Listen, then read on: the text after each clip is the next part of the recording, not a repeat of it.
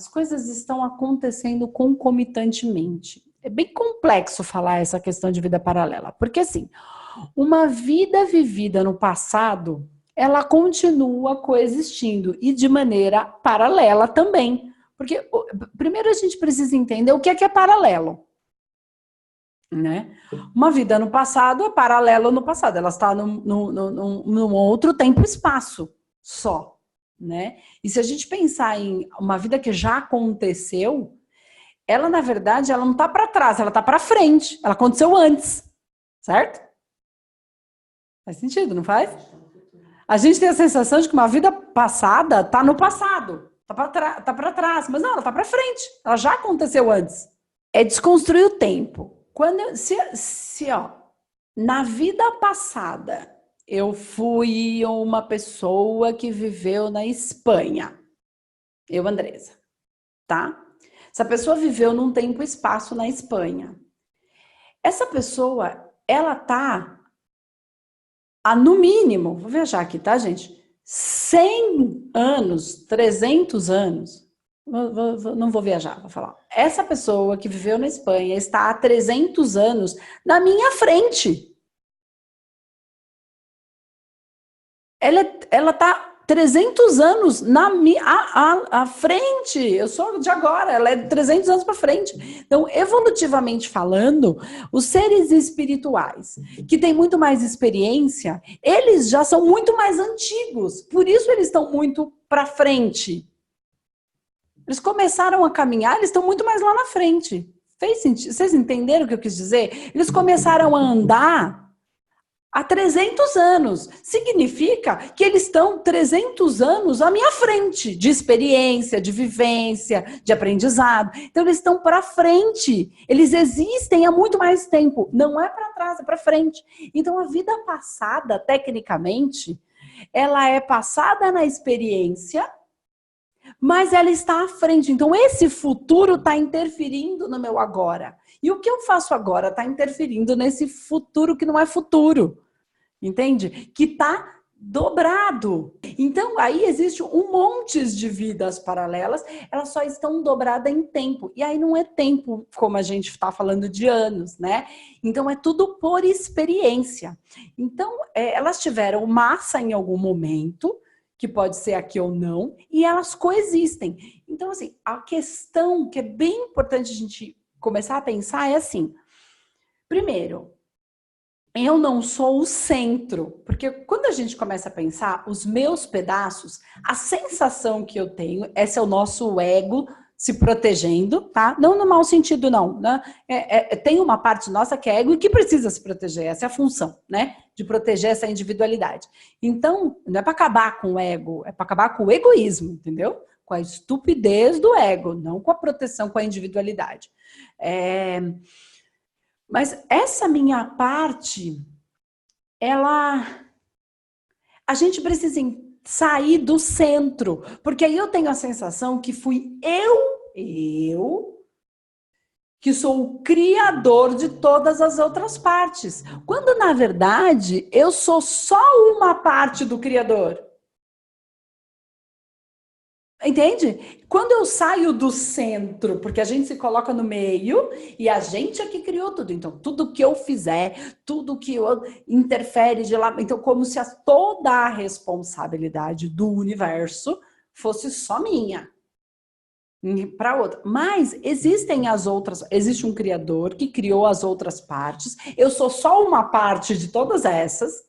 Eu não estou falando de Deus lá em cima, lá no topo da pirâmide. Não. Estou falando, e essas partezinhas, o que ela faz interfere aqui. Então, sair muito do que é o meu, do que está no meu sentir, no meu projeto de vida, no que me faz feliz, é o que me dá muita dor. Porque o outro está fazendo uma parte. Eu tenho um planejamento. Se eu não faço a minha parte e ele faz a dele, por exemplo, isso enrosca. E aí tem um ser que é o criador desse monte de criaturinha. Isso são as vidas paralelas, entende? Todas essas vidas coexistindo. Então, a única coisa que eu tenho para fazer é entrar em contato e viver plenamente essa vida. Estado de presença plena,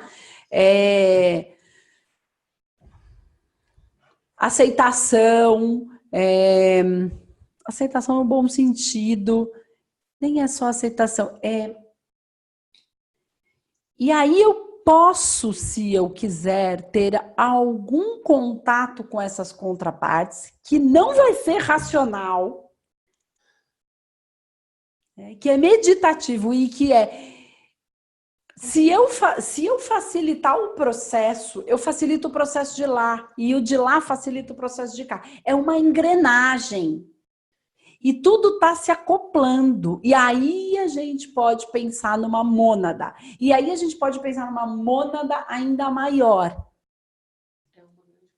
É uma grande consciência. Né? A gente fica falando como se fosse tudo separado, entendeu? Mas não é uma grande mente. E nós somos pedacinhos. Ó, você não tem um monte de ideia todo dia? Algumas são repetidas, você fica repetindo a mesma ideia, isso cria uma criatura. Um sentimento cria uma criatura. O seu medo é uma criatura, a sua raiva é uma criatura, a personagem que você cria no seu trabalho é uma criatura.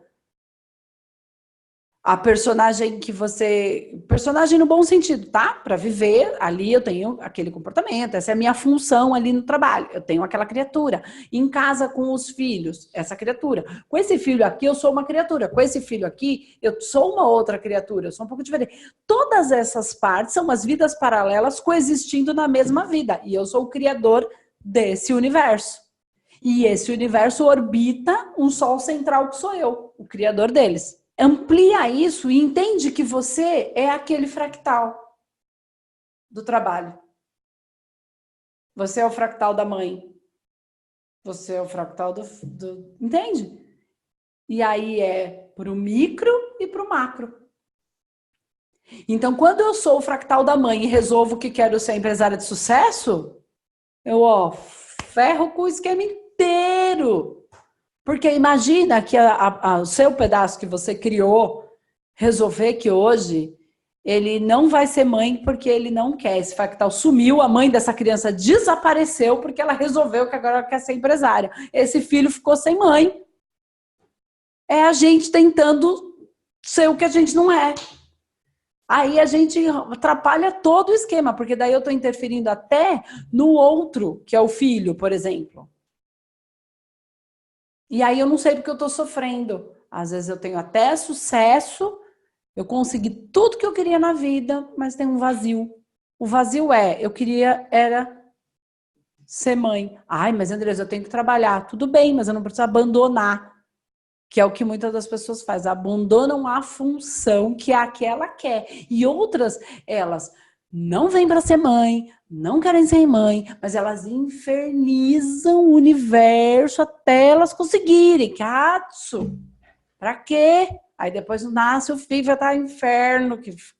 Por quê? Porque ela foi criando uma coisa que naturalmente, por alguma razão que a gente desconhece, tudo se organizou daquela maneira, mas a gente acha que a gente tem que mudar tudo porque a gente é Deus e que a gente tem que resolver.